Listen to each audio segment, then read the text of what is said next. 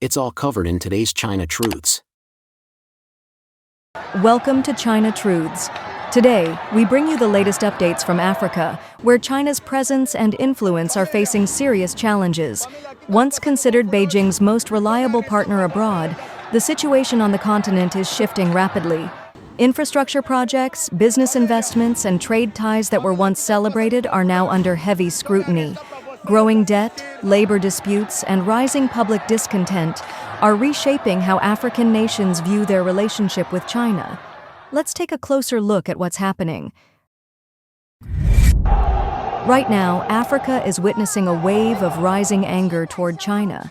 From local markets to industrial hubs, protests are spreading, Chinese businesses are under pressure, and what once looked like Beijing's biggest overseas success story is now facing serious challenges. The image China spent decades building in Africa is beginning to crack. For nearly 20 years, Beijing promoted a grand vision: modern highways, new railways, shining dams, and industrial parks, all financed by Chinese loans and built by Chinese companies. In return, African nations opened the door to China's growing demand for oil, minerals, timber, and consumer markets. Officially, it was described as win-win cooperation with no political strings attached. But behind the glossy surface, discontent was growing. Massive debts piled up. Many projects relied heavily on imported Chinese labor, and local businesses often struggled to compete. Complaints about environmental damage, poor working conditions, and unfinished projects spread from mining regions to construction sites. To many, this began to look less like partnership and more like dependency. The pandemic made things worse. Unemployment soared across Africa while Chinese companies appeared more resilient. Viral videos of disputes between African workers and Chinese managers fueled public outrage. Politicians who once stood proudly beside Beijing suddenly faced mounting criticism at home. The phrase "debt trap diplomacy" turned into a popular slogan. In several countries, half-finished airports, costly railways, and empty industrial parks became symbols of frustration. What was once scattered discontent is now turning into a continent-wide backlash. From Zambia to Kenya, Nigeria to South Africa, the pattern is the same: demonstrations, rising nationalism, and louder calls for Africa for Africans.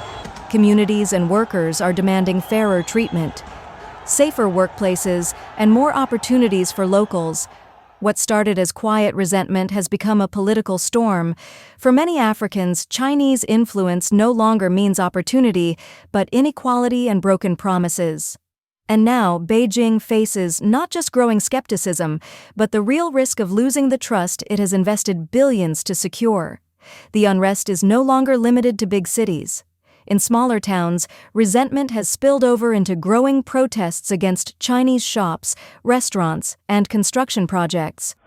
In rural areas of Zambia and Malawi, local anger has led to shutdowns of Chinese-run businesses, which many now see as symbols of foreign intrusion.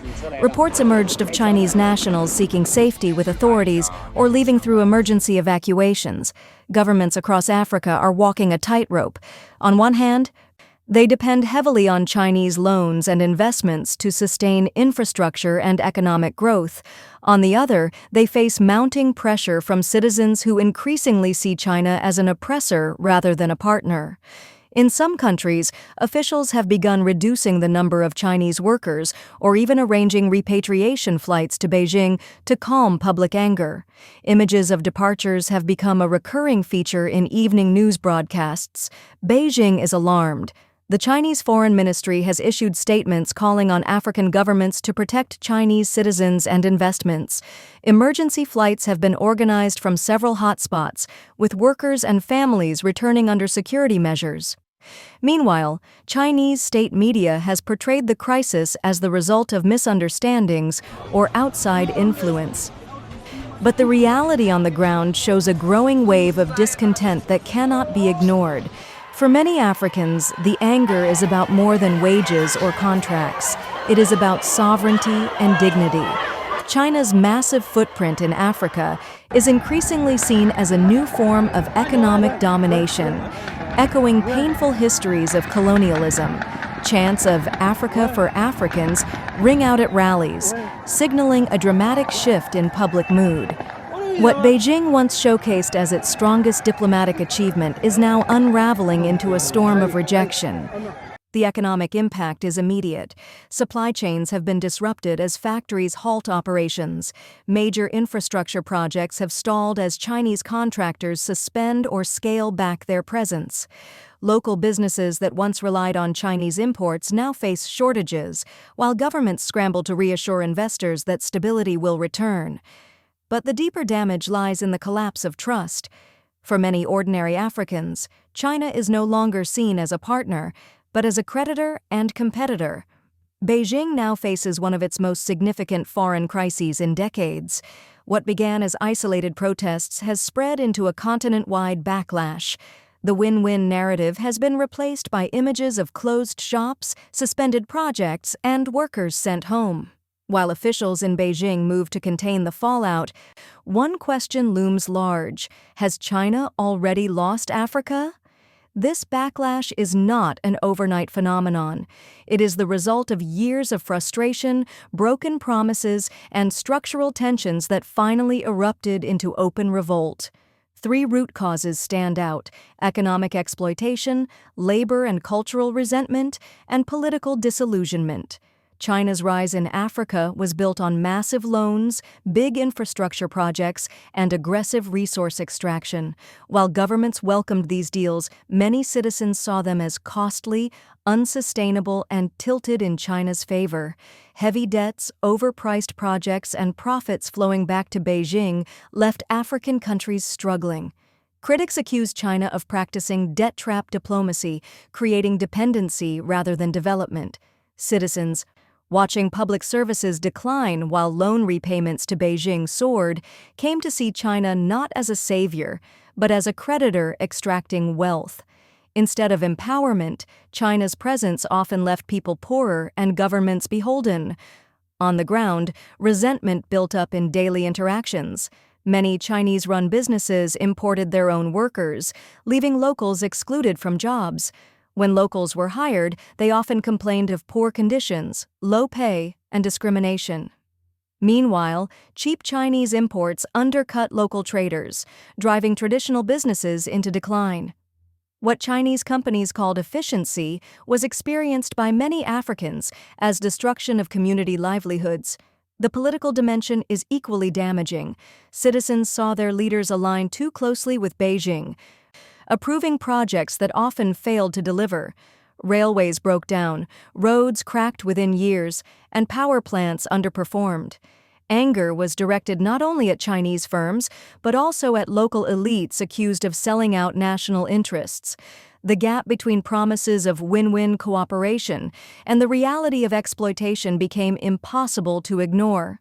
Today, the symbolism of closed factories and repatriated workers is not just about economics. It is about broken trust. Africans feel they were promised partnership but delivered subjugation. They were told China's rise would also be their rise. Instead, they see mounting debt, crumbling infrastructure, and a loss of sovereignty. Together, these frustrations have fueled the continent-wide backlash now unfolding before the world's eyes. Anti-China unrest across Africa is not just a diplomatic or economic issue, it is a human one. Behind the headlines of looted shops and burning factories are ordinary people, African and Chinese alike, caught in fear and uncertainty. For many African traders, years of frustration over cheap imports collapsing their businesses have boiled over. Joining crowds to storm warehouses and seize goods feels like reclaiming survival. But the aftermath brings shortages, rising prices, and broken supply chains. Workers, too, face the fallout. Mining laborers who saw the destruction as justice are now left jobless, with families slipping deeper into poverty. Chinese nationals also find themselves in crisis. Families that spent decades building businesses now flee under armed escort, leaving everything behind. The trauma runs deep. African children grow up viewing Chinese people as adversaries, while Chinese children return home with memories of hostility. This mutual distrust risks hardening into long-lasting division. Beyond the violence, the social costs keep rising. Tens of thousands of local employees are suddenly unemployed. Governments cannot absorb the shock, and neighborhoods once full of commerce now stand in ruins. With no safety nets, communities sink further into instability, while anxiety about the future spreads. The unrest is more than protests. It is reshaping families, communities, and futures on both sides. Environmental destruction adds fuel to the fire. In Angola, villagers blame Chinese oil refineries and mines for poisoned rivers and ruined farmland.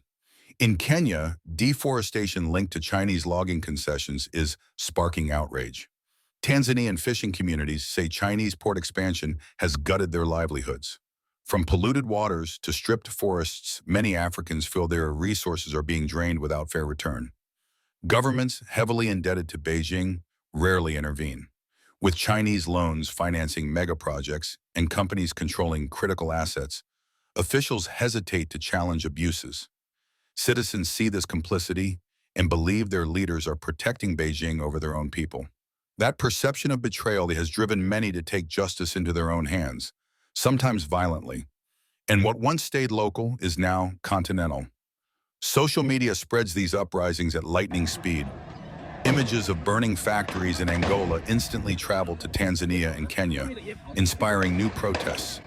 Videos of looted shops in Nairobi circulate as rallying cries in Johannesburg. The grievances differ slightly by country, but the bigger story, exploitation, inequality, and unaccountable power, is the same everywhere. The spark in Angola has now ignited a wildfire across Africa. What began as scattered labor disputes is morphing into a continent-wide resistance movement that threatens not just China's investments, but its entire future on African soil. The wave of violence spreading from Angola to the rest of Africa has left deep scars on both local and Chinese communities, and the damage runs far beyond broken glass and burning factories. In Angola's capital, Luanda, the sudden shutdown of Chinese factories and warehouses has thrown thousands out of work. For many families, even these low-paid, difficult jobs were their only lifeline. Now, entire households are struggling overnight. In coastal hubs like Dar es Salaam and Mombasa, Chinese-run ports and logistics centers have gone silent. Ships are delayed, food and goods are piling up, and local markets are already seeing prices soar. Small shops that depended on Chinese supply chains are facing shortages that could drive them out of business altogether. Infrastructure losses are just as severe. In Tanzania, vandalism of Chinese heavy machinery has frozen critical road projects, leaving rural communities cut off from markets and services. Instead of progress, frustration only grows, deepening the very conditions that sparked unrest in the first place. For Africans, the riots are a desperate outcry against exploitation and a bitter reminder that their own governments often fail to protect them. For Chinese workers, the violence confirms fears that they are not seen as partners, but as intruders. Mistrust is hardening on both sides, making any path to reconciliation more difficult. The economic fallout is already visible. Insurance claims are soaring. Investors are pulling back. African governments face an impossible choice. They need Chinese capital to rebuild, but their citizens are pushing back harder than ever against Beijing's influence. And China's flagship Belt and Road projects, once considered untouchable, now look vulnerable to collapse if the unrest spreads further. But perhaps the deepest wound is the breakdown of trust between everyday people. Where once there was daily trade and cooperation, now there is suspicion. Without real reforms, better labor rights, real environmental accountability, and fairer partnerships, this crisis won't just be about property destroyed, but about a relationship decades in the making falling apart. What started in Angola is no longer an isolated crisis. It's a warning shot at the very foundation of China's role in Africa.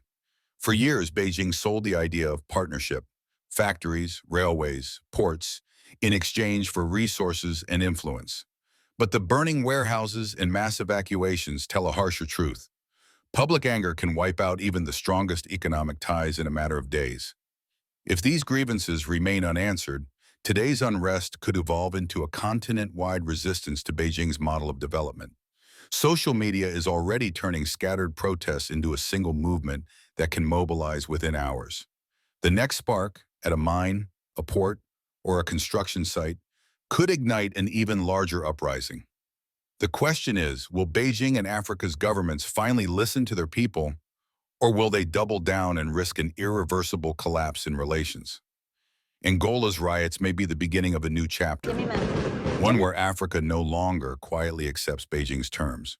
What do you think? Are we seeing the start of Africa pushing back against China for good? Drop your thoughts in the comments. And if this gave you a new perspective, subscribe to China Truths and hit the bell so you never miss what Chinese state media will never reveal to you. Please share your thoughts in the comments section below. We will keep reporting on the COVID surge in China, so don't forget to subscribe to our channel and turn on the notification bell to get the latest videos. And thank you for tuning in.